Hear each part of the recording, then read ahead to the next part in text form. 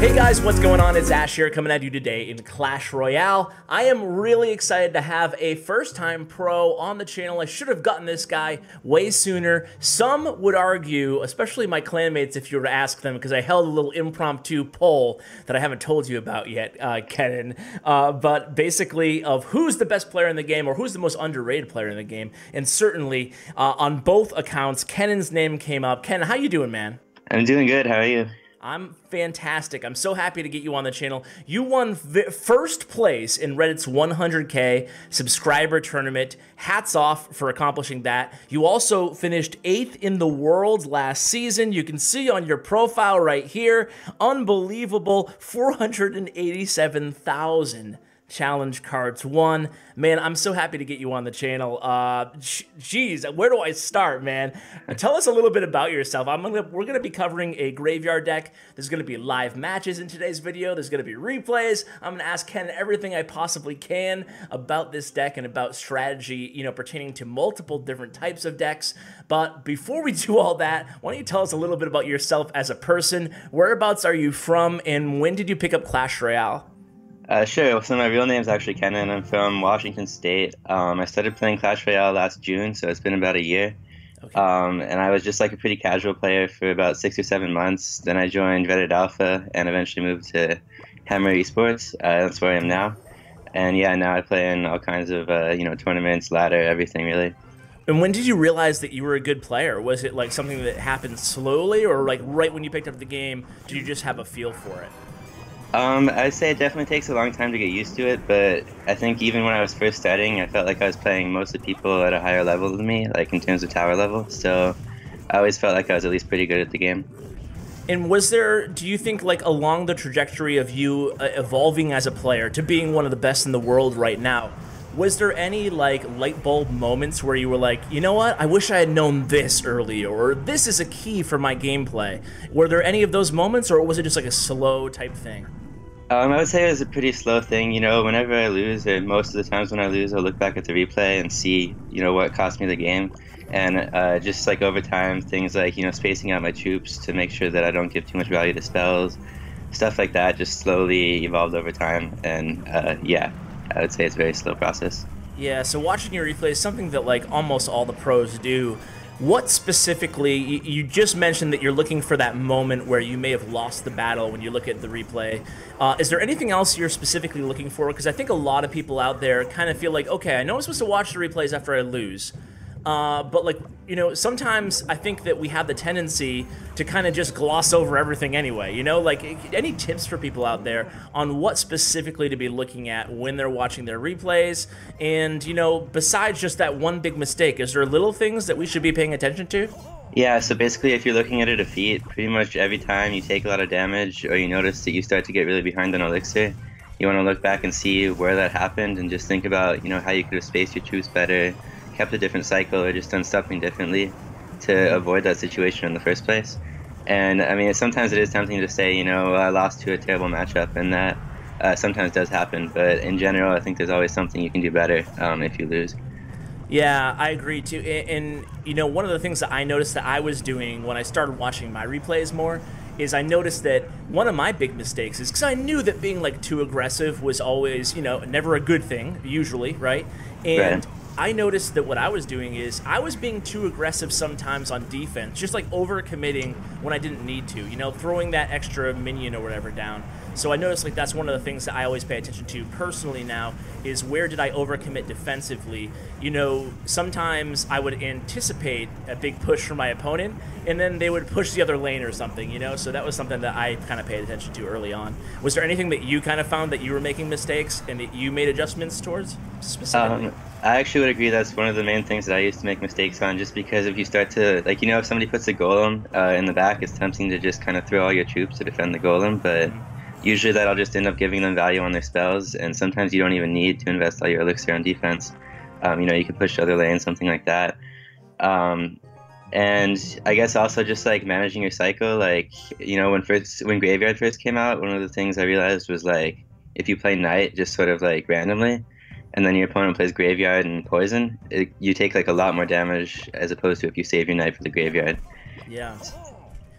Yeah, that's a very good point too. Like it's knowing like what troop to use in what situation is definitely a good key to identify on replays. Okay, so you figured out that you're a pretty good player. You're kind of moving on through your kind of evolution as a Clash Royale player. What got you into the competitive scene, and how do you like Hammers? Hammers is a great clan. I know so many good players from there. What is it about Hammers, and what is it about the competitive scene that compels you so? Well, the competitive scene, when I joined Reddit Alpha, some of the guys there, pretty much everybody in Reddit Alpha plays competitive, and they just slowly got me into it once I joined. And then when I moved to Hammers, like, I guess what I really like about Hammers is just that they, really make an effort to be a positive force in the community. You don't see people from Hammers BMing everybody or studying drama on Twitter. Everybody's just a good person and a good player in Hammers. Yeah, I really respect that too. I think it stems from the top, Rage and Kima are two great guys in the community, and obviously Full Frontage and stuff like that as far as a backstab when you look into the team, and guys like you. So yeah, huge shout out to the Hammers fam, Ham fam out there. But you know what, before we get into the specific deck that we're watching right now, it's going to be like a graveyard cycle deck, kind of like a cheaper graveyard deck that we're going to be highlighting today. It's one of your favorite decks in the game. But before we get to that, do you have any just general tips for people out there, specifically first about ladder? Like, a lot of my viewers, they continually comment in my comments that they've hit kind of a brick wall on ladder and they're frustrated. They're matching it up against people, like you said earlier, who are higher level than them because maybe they're a good player, but they're just getting frustrated. Is there any specific tips that you can give to somebody, either free to play or just someone who doesn't spend like thousands of dollars? Maybe they spend like $50 or whatever. Are there any tips that people out there can maybe use to give themselves a better chance of being noticed in the competitive scene and competing at a higher level, even if their account's not maxed? Yeah, so I would say if you want to be competitive, you don't necessarily have to be a good ladder player. You can just try to prove yourself, in like a tryout for a competitive clan, or in like 1,000 person tournaments. But with ladder specifically, I would say that if you're under leveled, you should try to play cards like Inferno Tower or Skeleton Army that just have like really high DPS. Even against a opponent that's higher leveled, you can still defend effectively. And if you're like even leveled or completely maxed out, I would say don't be afraid to play for a draw.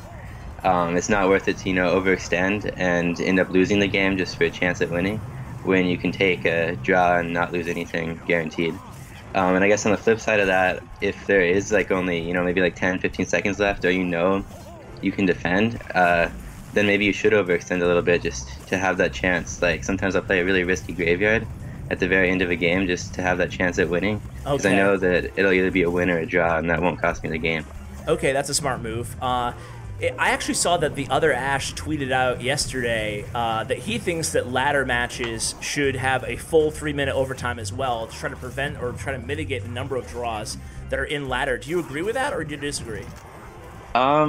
I mean, there's definitely benefits to both. I would say that overall I disagree, just because, in a tournament or a bracket tournament especially, you can know who your opponent is and sort of prepare your deck based on that beforehand, whereas on ladder, you just go in blind. That's true. Yeah, so in a game that's based largely on matchups, being able to force a draw, I would say actually adds an element of skill and strategy to the game. Yeah, that's a total valid counterpoint. That makes a lot of sense. I hadn't even thought of that, but I think that you're totally right. I think that a lot of decks might not be the most overpowering deck in the game, but one of the strengths of the decks is it's better after playing draws, such as siege decks being a good example of that. What are your favorite decks in the game right now? Obviously, again, I keep saying we're going to talk about this deck, and I haven't talked about it yet. But obviously, before we get into the live matches, anything other than this graveyard deck, if you had to win like one match right now, what would you be bringing out? Or maybe a best of 3? What are your top 3 decks right now? I would say that every deck right now is flawed in some way, so I think that depending on the matchup you're going against, any deck can be really good or really bad. But aside from this, like just some other decks I like are Expo Cycle. I really like the Splash version of Graveyard. Lava Loon is really strong. That 3 Musketeer deck is pretty strong either with or without heal, and also Hog Rider Lightning is a strong one. Yeah, what deck do you hate going up against the most? I guess that would again depend on what deck I'm using, but for example with this deck I would say that Lava Loon and 3 Musketeers are the 2 worst matchups. Okay. It seems like Lava Loon and Three Musketeers are a very common answer of worst matchups, no matter what the deck we're talking about.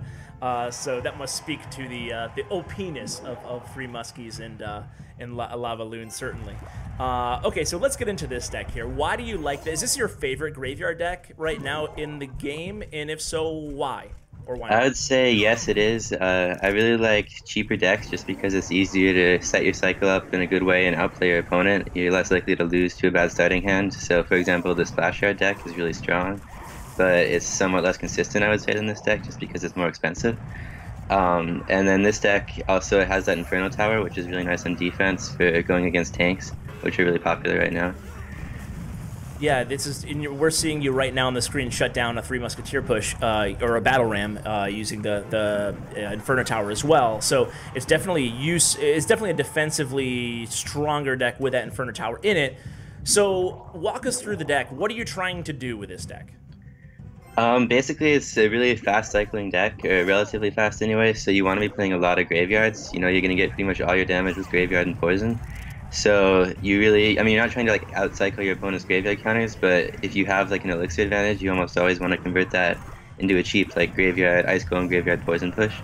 And then defensively, you know, it really is a 1-counter-0 deck, so you want to focus on defense first in general, and just, you know, make sure that you don't let your opponent take one of your towers. Okay, let me just, I have a confession to make, Kennan. I suck at graveyard, and I feel pathetic saying that, but it's just the truth, man. Like, I don't know what it is. Maybe because like I don't suck at every deck, even though I don't, even though I often criticize my own gameplay. But some decks I can just get, and some decks I can't. And graveyard is one that I just can't nail down, and I don't know what I'm doing incorrectly. So I'm gonna like selfishly ask you for some tips that I think could benefit me, and hopefully some of you guys, you know, benefit from it as well. So let's start out with the first 2 minutes of the match, or more specifically, the first hand leading into the first 2 minutes. What are you generally even doing? Like, obviously you're trying to scout out what your opponent's playing, but, you know, when typically is your first graveyard push of the game, and, you know, what's your thought process in comboing poison with it early on? Okay, so early on, I'm less likely to be playing graveyard frequently just because against most decks you do need to combo poison with it. Like if your opponent has archers, goblin gang, minions, any of those sort of like hard graveyard counters, you're going to need to play poison. So yeah, it's less likely in single elixir that you'll have enough elixir for both graveyard and poison. On the flip side though, if your opponent doesn't have like a hard graveyard counter and they just have like knight or musketeer, then I'm going to be a lot more aggressive with the graveyard just because I know that every time I play it I can get damage. So yeah, I guess that would be one of the main mistakes I see people make with this deck is playing graveyard without poison and playing it into something like goblin gang that'll just completely shut down the entire push. And on the flip side, if you do see an opportunity where you know your opponent wants to counter the graveyard with knight, but they commit their knight to the other lane, that's a really good time to just play a quick ice golem graveyard without having to worry about poison. And I guess like it's a simple one, but you should make sure not to accidentally activate the king tower with graveyard. You know, play it 2 tiles from the center of the opponent's tower unless you want to play a risky graveyard.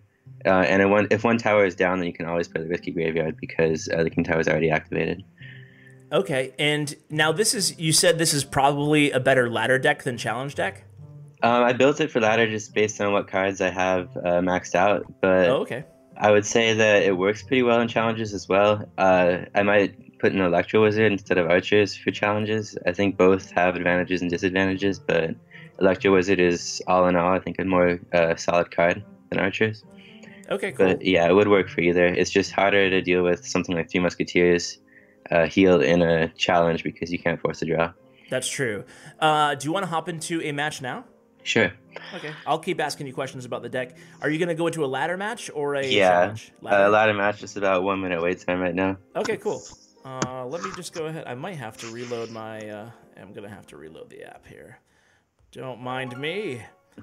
All right. So interesting that you built this deck just based on card levels. Do you recommend other people do that as well? Like, should they use a, you know, let's say they have I don't know. Should they base or level maxed out arrows versus level 11 arrows? I'm in a match here. Okay, all right. Oh no, I just played this guy a little bit earlier. He's playing 3 muskets, so this is gonna be hard. Did.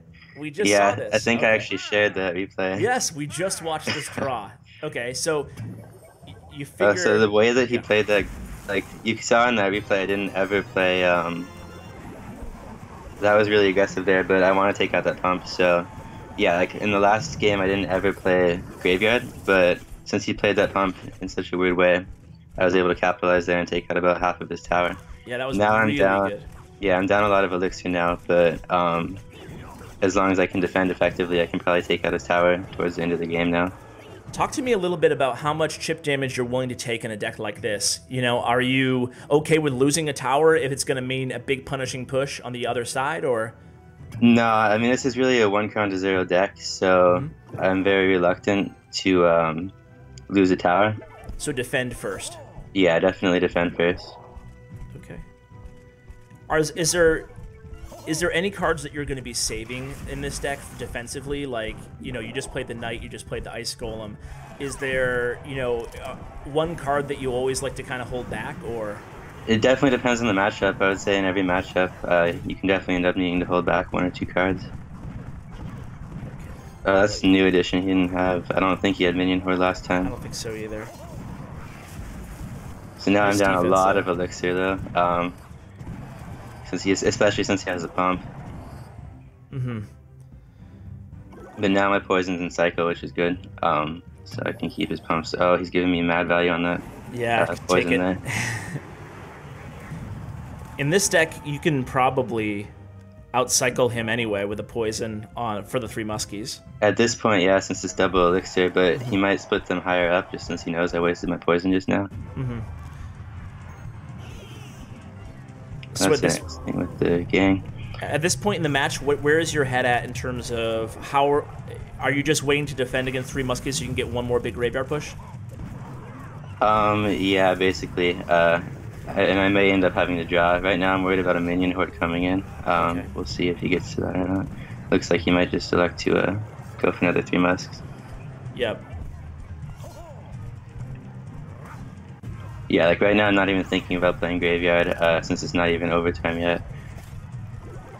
Interesting. And now we see what you were talking about when you mentioned playing defensively, playing smart, and then against a matchup that's bad like this one, you're just going to go for the later Hail Mary maybe? Yeah, maybe. We'll see. I'm still down a lot of elixir and I'm not having any luck making it up, so this may end up being a draw.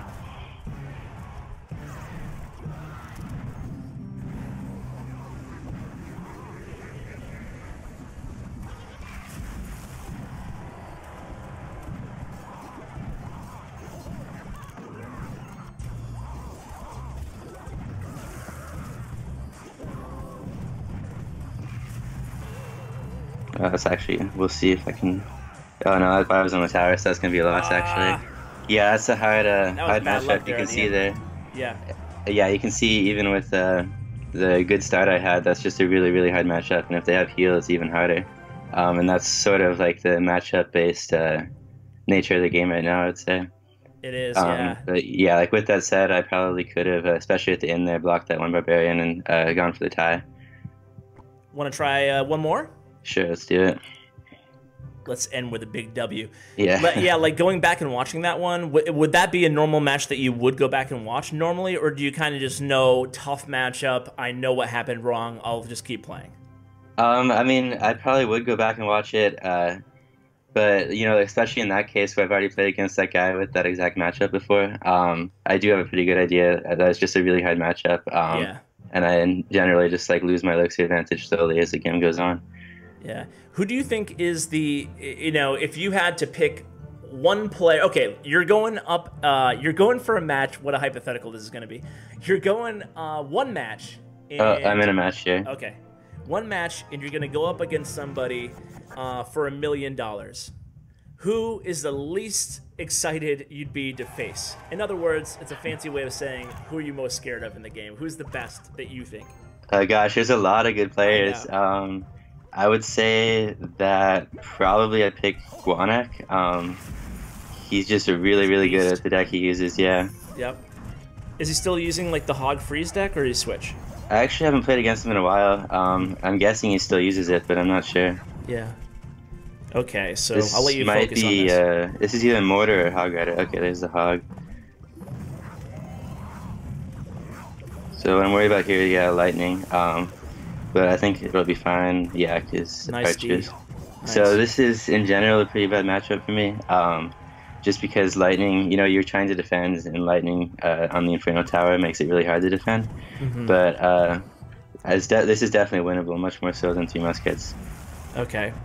So what are you trying to do right now with this Ice Golem? Are you kind of gearing up for an offensive push, or are you expecting him to send right now I'm just kind of cycling cards in the back so I don't waste Elixir. But now that he wasted his Cannon and his Archers, which are both strong graveyard counters, I'm going to go ahead and go in. I'll hold off on the Poison for now, just because I want to make sure if he sends a Hog, I'll have enough for the Inferno Tower. But now that I have enough, I'll go ahead and Poison just to finish everything off and force him hopefully to play one more thing for my Knight. That was a really smart move that I just want you guys to notice, that what he did there is Kennan waited to make sure he had another 4 or 5 Elixir to defend against that Hog Rider before he immediately used that Poison. That's not something that you see a lot of average players doing. That's something that's really important to do. And so now it just kind of resets here. And my Inferno Tower's out of cycle, so I think he's trying to cycle back to the Hog quickly. Yeah, with all this stuff. But I also cycle pretty quickly, so that's probably a good Lightning by him. But now I know that he can't play a Hog Rider. So I'm actually going to go ahead and switch lanes here. And then what this does, if he does play the Hog Rider, I'll just have Inferno and shut it down. And I switched just because I didn't want to push into the 2 Archers. Okay. Do you do that pretty often, switch lanes? No, not often, just when I have very little damage. Okay. And yeah, just like the main thing is you don't want the Hog Rider getting any hits, but here he's doing a really nice job getting the damage in. And here I'm expecting Archers, so I'm getting the Poison right away. It looks like I'm just going to barely miss those Archers there. Hopefully they'll walk into the Poison so I can log them out though. Nice. Nice. Is there any rhyme or reason to exactly when you're placing your graveyard, when your tank is crossing the bridge or whatnot? Not really, no. I try to make it just like as soon as the tank aggroes the tower, I'll be playing graveyard, but yeah, nothing more specific than that. And here he's playing really well because I have to poison out the Cannon and the Archers, and I can't quite hit everything, but you can see that even though the Archers stay alive, I'm evening out the tower damage. Here comes another big Lightning push. Yeah, this is a much bigger push with the Lightning and everything. But yeah, it should. We'll see if he gets a hit here. I guess not. There you go. And this is looking like a draw here. Most likely going to be a draw for sure. Yeah. Here I'll Poison right on the Archers. And then I'll just go all in here, play the log, play everything, so if I can get any last bit of damage here. It's going to be close. Oh! No! Oh, no. No! Oh, man, yeah, dude. so close.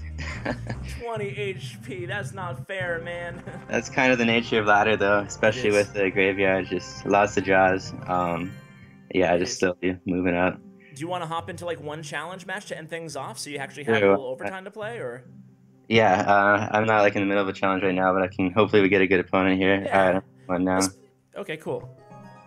Just so we have like the full duration to see like how you can. But I think that like just watching you play, it seems pretty. You make it look really easy. I'm not saying it's easy, but it's a pretty basic deck in terms of. It really is. Yeah.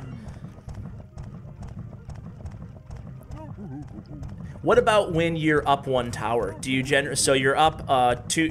They haven't touched your towers, and you take down one of their towers early or something like that. Are you going to play aggressive, or do you just defend from there?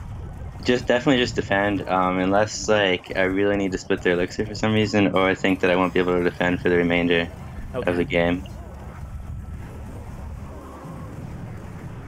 And I place that Inferno in a way where I'll also take out the Executioner now. Do you ever send in the graveyard just without a tank at all? I'm really reluctant to do that. Sometimes at the beginning of the game, I will, just if I don't have either tank in cycle and I really just don't have another play, like I just did there. Yeah. But in general, since this deck has 2 tanks, I really like to send it in with a tank. If you're going to attack one of the towers after you're already up, do you just put the Ice Golem or Knight right in the pocket there on the enemy's side?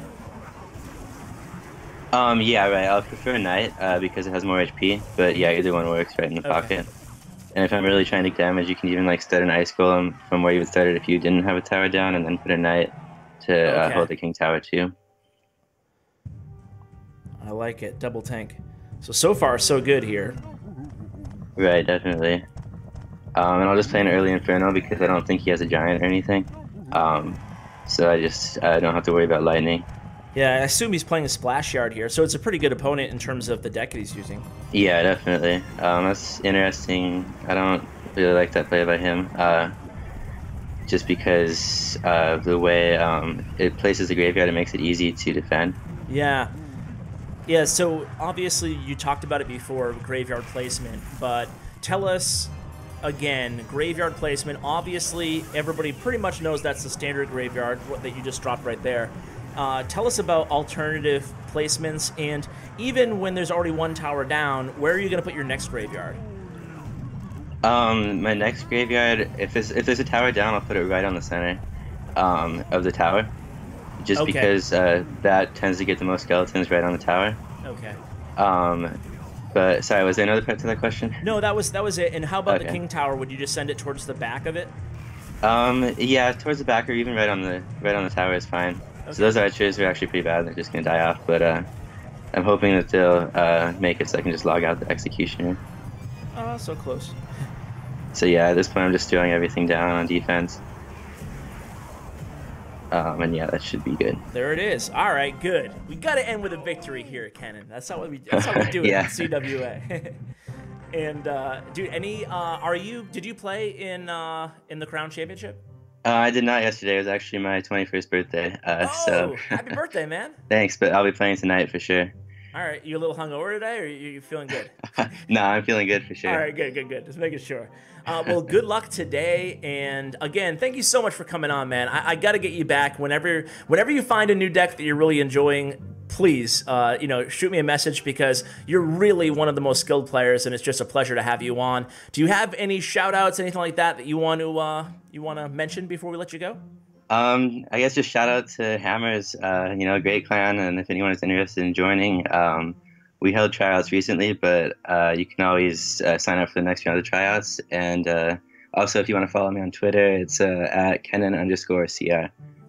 Awesome, man. Well, I'll include his Twitter below, guys. If you have any questions or whatever, go ahead and hit him up. Kennan, again, happy birthday and pleasure having you on. Yeah, thanks. It's a pleasure being here.